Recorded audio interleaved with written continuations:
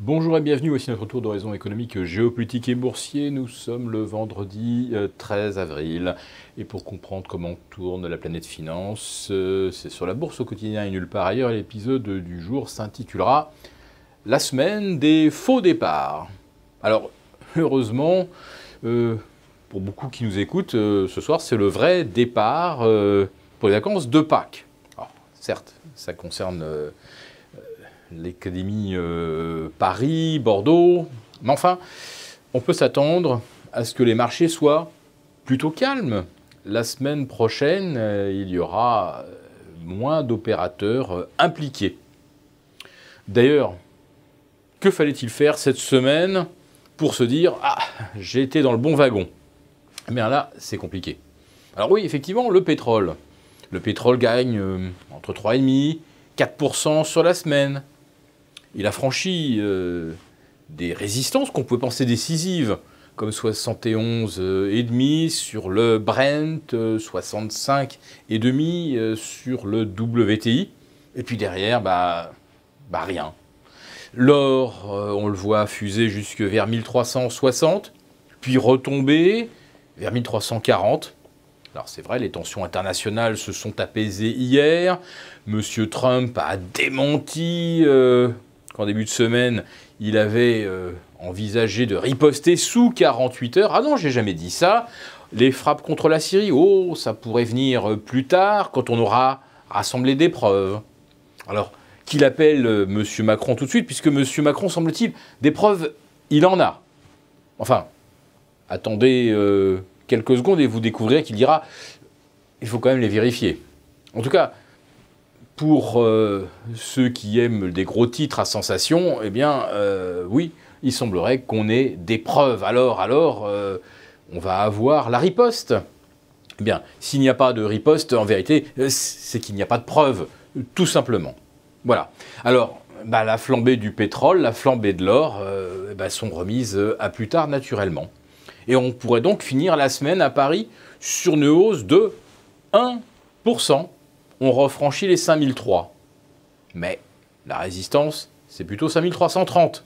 Alors on s'en approche, mais il n'y a pas de volume, il n'y a pas d'influx. En fait, il n'y a rien. Ça pourrait être aussi un faux départ. Tout comme l'Eurostoxx à 3450, plus 1% sur la semaine, oui. Et alors, sans volume, une nouvelle fois. Sur le dollar, eh bien là, ça ne part nulle part. On l'a vu à 1,23, on l'a vu à 1,24, et finalement resté en fait au milieu d'un corridor qui se forme entre 1,22 et 1,25. On est véritablement en pleine zone neutre. On attend donc un catalyseur. Alors tout le monde se dit, ça pourrait être le géopolitique. Et si c'était autre chose? Tiens, par exemple, ce matin, on apprend aux surprises qu'en pleine guerre des communiqués entre la Chine et Washington, eh bien, la Chine aurait vu ses excédents chuter et la Chine même devenir déficitaire, avoir une balance du commerce extérieur déficitaire de moins 5 milliards de dollars. Alors évidemment, ça ne veut pas dire grand-chose, puisqu'au mois de février, il y avait la Golden Week, et pendant cette Golden Week, on peut dire que l'économie chinoise s'arrête, et que les exportations ont dû en faire autant. N'empêche que ça surprend, parce qu'un déficit du commerce extérieur chinois, il faut remonter loin pour en retrouver la trace. Je ne suis même pas sûr que ça se soit produit après le krach de 2008 et le début d'année catastrophique de 2009. Donc oui, cette semaine, nous n'avons pas de signaux. Néanmoins, nous avons vu le CAC 40 plafonner, d'abord vers 5003, puis désormais vers 5330. Et là, eh bien, ce sont des seuils que l'on connaît depuis longtemps. Et à Wall Street également, vous avez un Nasdaq remonté aujourd'hui aux alentours des 7300 points. En fait, à mi-chemin entre ces records de début mars et ces planchers atteints fin mars. Et pour le CAC 40, c'est un petit peu le même cas de figure. On est à 50% de reprise sur les planchers du mois de février. ça peut ou pas constituer une opportunité de ressortir du papier. Ça, c'est pour ceux qui ont des plus-values à matérialiser.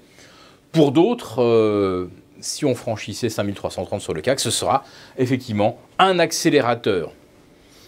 La vérité, c'est que nous n'y croyons pas et que les marchés seront probablement impactés par quelque chose que pour l'instant, ils n'anticipent pas.